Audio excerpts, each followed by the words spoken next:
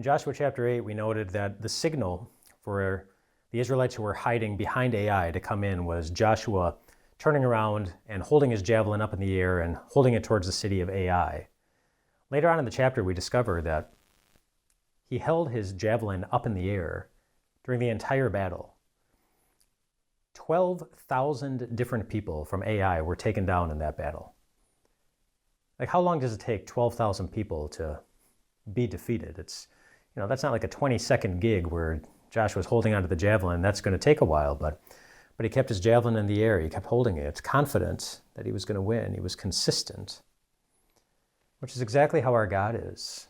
I mean, just a great picture of our God, that he is consistent in his confidence that he and his church are always going to win. And I know it doesn't always look like that in your life, but that doesn't make your life unusual.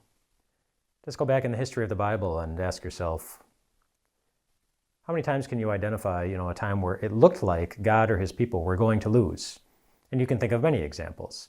You could, it looked like the Israelites were going to be trapped between the Red Sea and the Egyptian army coming after them. It looked like the giant named Goliath was going to win. It looked like God was dead, and it looked like he was going to lose. It looked like Adam and Eve, that they had destroyed creation and there was no hope.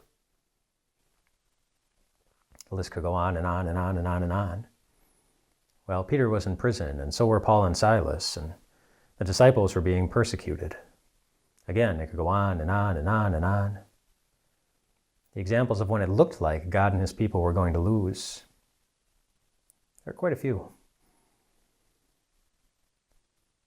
But times in your life when you look at your life and you think there's no hope, then ask yourself a slightly different question.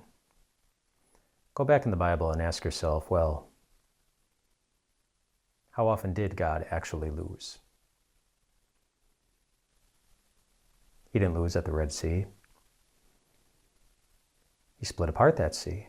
His people walked apart safely. Young David didn't lose against Goliath.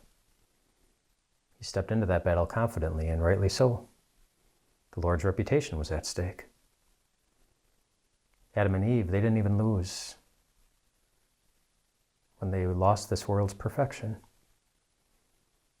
God overcame that on the day where it looked like God was losing on the cross. And yet we know that he didn't. Page after page after page in the Bible,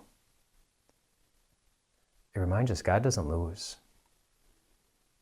There are times in our lives where it might look like he is or we are.